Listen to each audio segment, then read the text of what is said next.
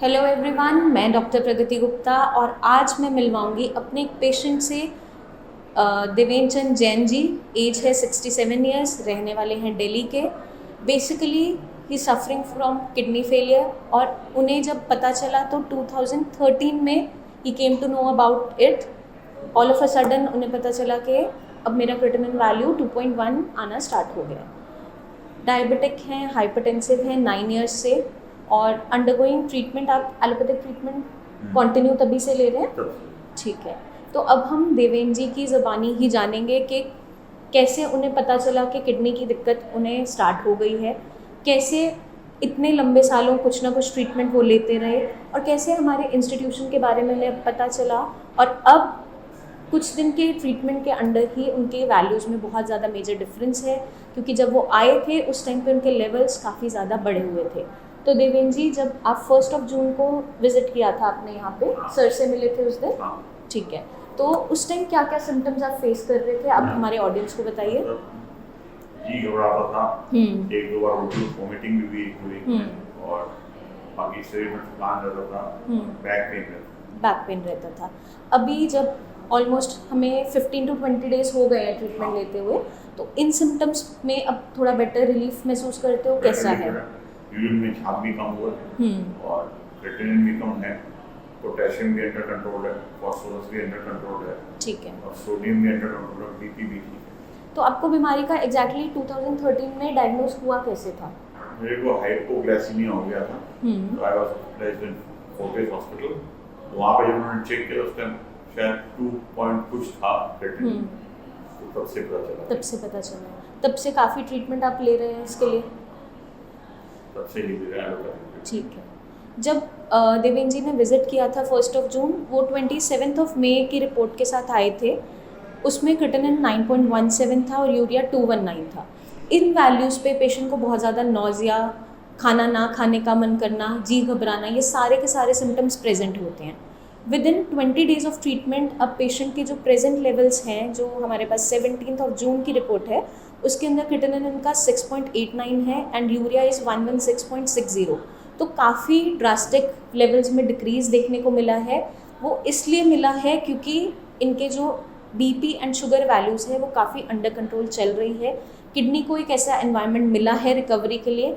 इनकी bicarbonate values जो थी 17.30 थी 27 मई एंड नाउ इट इज़ 22। अभी भी आपकी जस्ट लोअर बॉर्डर पे है, बट स्टिल हम एसिडोसिस की कंडीशन में अब नहीं हैं। मेटाबॉलिक एसिडोसिस के अंदर किडनी बहुत तेज़ी से ख़राब होती है, लेवल्स बहुत तेज़ी से शूट अप करने स्टार्ट हो जाते हैं। उसके लिए ज़रूरी होता है कि किडनी को ऐसा एनवायरनमेंट प्रोवाइड करना जिसके अंदर वो एसिडोसिस में ना जाए, मतलब कि जो हमारा खून किडनी तक जा रहा है वो तेज़ाबी ना हो। उसके लिए बफर ट्रीटमेंट दिया जाता है जिससे आपकी वैल्यूज़ कंट्रोल में आनी स्टार्ट होती है, ब्लड का पीएच मेंटेन होना शुरू होता है और जो ब्लड एसिडिक हो रहा होता है उसको बेसिक किया जाता है। उसके लिए सोडियम बाइकार्बोनेट का इस्तेमाल किया जाता है। तो आप वो टैबलेट ले रहे थे, अभी भी कॉन्टिन्यूस ले रहे हैं उसको, आगे भी हम कंटिन्यू करेंगे जब तक आपके लेवल्स नॉर्मल वैल्यूज़ तक टच ना करें। अभी लोअर बॉर्डर पे मेंटेन्ड है, बट हमने कुछ चीज़ों का ध्यान रखना है कि कोई भी खट्टी चीज़ें, चाय कॉफ़ी टोटली अवॉइड करनी है। चाय में 1 कप पीता हूँ। चाय कप पीते हैं, 1 कप पीते हैं, अभी पानी वाली चाय, पत्ती यूज़ करते हैं। हमें दिक्कत चाय पत्ती से है, दूध से नहीं है, ठीक है। मिल्क आप ले सकते हो, मिल्क अलाउड है आपके लिए 100 ml, ठीक है। तो अब हम अवॉइड करेंगे टी को, ताकि हमारी और बेटर एनवायरनमेंट किडनी को मिलता जाए, क्योंकि अभी भी हम लोअर बॉर्डर पे हैं। एसिडोसिस के चांसेस दोबारा रिवर्स होने के चांसेस होते हैं और जो हम टैबलेट ले रहे हैं सोडियम बाइकार्बोनेट की, वो एब्जॉर्ब नहीं हो पाती ठीक से। इसलिए हमारे पेशेंट्स के लिए, जो भी किडनी फेलियर के पेशेंट्स हैं, उनके लिए चाय बिल्कुल मना होती है। दूध से हमें उतनी परेशानी नहीं है जितनी चाय पत्ती से, क्योंकि वो एसिडिक इन नेचर होती है। और इस दौरान देवेंद्र जी आपने डाइट में जो गाइडेंस दी थी कम्प्लीटली फॉलो की थी? ऑलमोस्ट। प्रोटीन, दालें कुछ ले रहे थे? दाल ले रहा हूँ। कितनी बार हफ्ते में? दिन में 1 बार दाल चावल लेता हूँ। दाल चावल। अभी राइस हम, क्योंकि डायबिटिक हैं तो अवॉइड करेंगे उसको। काफ़ी कंट्रोल्ड हैं, बट हम उसको थोड़ा सा कोशिश करेंगे कि अवॉइड करें।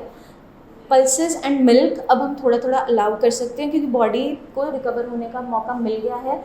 हम एक थोड़े से सेफ जोन के अंदर आ गए हैं कि हमें all of a sudden dialysis के लिए नहीं जाना पड़ेगा। उस टाइम पे जब 27 मई के लेवल्स थे तो आपको डॉक्टर्स ने रिकमेंड किया था फॉर डायलिसिस? ठीक है, तो आप यहाँ तक हमारे पास कैसे पहुँचे, कैसे आपको पता चला?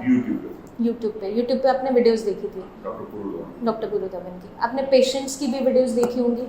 एक आधी वीडियोस, ठीक है। तो आपको फिर ऐसा फील हुआ था कि मेरे लेवल्स कम हो सकते हैं या चेंजेस आ सकते हैं, क्योंकि उस टाइम पे तो आपको डायलिसिस रिकमेंड कर दिया गया था ना। तो age is just a number, ऐसा नहीं होता कि लोगों के अंदर एज के साथ साथ रिकवरी नहीं आ सकती। देवेंद्र चंद जी की एज 67 है, उस हिसाब से बॉडी ने बहुत अच्छी रिकवरी शो की है, क्योंकि पेशेंट का मेंटली स्टेबल होना, विल पावर का स्ट्रॉन्ग होना, चीज़ों को गाइडेंस को फॉलो करना जो देवेंद्र जी ने किया है, वो रिजल्ट्स आपके सामने इस टाइम पे प्रेजेंट है। आप पेशेंट से रूबरू हुए हैं, उन्होंने खुद बताया कि क्या कंडीशन थी, क्या चेंजेस हैं। तो हमें क्या ध्यान रखना होता है कि जब भी कोई किडनी फेलियर का पेशेंट आता है, एक fresh report just before treatment, उसके बाद 15 से 20 दिन बाद दोबारा करवाएं, that too from the same lab, क्योंकि लैब चेंज होने पे थोड़ी थोड़ी वेरिएशन देखने को मिलती है, क्योंकि मेथड बदल जाता है। तो हमें क्या ध्यान रखना होता है कि जो गाइडेंस आपके डॉक्टर्स आपको दे रहे हैं, चाहे आपको लाइट प्रोटीन डाइट फॉलो करने के लिए बोला है या अभी बोला है कि दालें नहीं खानी है, या फिर चाय कॉफ़ी मना किया जाता है, उसके पीछे कोई ना कोई रीज़न होता है, क्योंकि किडनी को हमें एक ऐसा एनवायरनमेंट प्रोवाइड करना होता है जिसमें वो रिकवरी शो कर सके। इन पेशेंट का रैंडम ब्लड शुगर आज 159 है, बीपी 110/70 है, क्वाइट अंडर वैल्यू है, नॉर्मल कंट्रोल के अंदर है, इसीलिए किडनी इतनी अच्छी रिकवरी दिखा पा रही है। आगे के लिए भी हम चाह रहे हैं कि यही रिकवरी आपकी चलती रहे, उसके लिए आपको गाइडलाइंस को फॉलो करना है। लाइट प्रोटीन डाइट आपके लिए खोल देंगे, थोड़ा सा मिल्क अलाउड है, पल्सेस अलाउड है, मूंग की दाल, मसूर की दाल, मोट की दाल, एक छोटी कटोरी पतली पतली आप बना के ले सकते हैं, ठीक है, वो आप फॉलो करेंगे। इस कंडीशन के अंदर बेसिकली इनका जो डायग्नोसिस था, बीपी और शुगर दोनों से ही सफ़र कर रहे हैं ऑलमोस्ट 9 ईयर्स से, जिसकी वजह से किडनी पे इम्पैक्ट आया है और किडनी अब कम काम कर रही है। इस कंडीशन के अंदर हमें जो भी रूट कॉज है, चाहे बीपी हो चाहे शुगर हो, दोनों को ही अंडर कंट्रोल रखना बहुत इंपॉर्टेंट है, तब जाकर पेशेंट के अंदर रिकवरी आनी स्टार्ट होती चली जाती है। तो मेक श्योर अगर आप बीपी और शुगर के पेशेंट हैं तो डेली आप मॉनिटरिंग करेंगे, उसके लिए कोई भी मेडिकेशन आप ले रहे हैं उसको कंटिन्यू करेंगे। हमारे मेडिसिन के साथ साथ आप बीपी की जो मेडिसिन ले रहे थे अभी भी कंटिन्यू आप कर रहे हैं? एक मेडिसिन कंप्लीट हो गया, ब्लड प्रेशर में आया था, काफी लो था, 50 रहता था, 100/50, तो फिर एक मेडिसिन डॉक्टर ने डिसकंटिन्यू कर दिया, तो अब नॉर्मल लेवल्स पे है। तो अंडर कंट्रोल सारी चीज़ें चल रही हैं और पेशेंट के अंदर रिकवरी आ रही है। मैं उम्मीद करती हूँ हर एक किडनी फेलियर पेशेंट से कि वो भी सारी की सारी गाइडलाइंस को फॉलो करेंगे और इसी तरह से वो भी रिकवरी शो करेंगे जैसे देवेंद्र चंद जी ने दिखाई है। तब तक के लिए आप अपना खास ध्यान रखिए। Take care.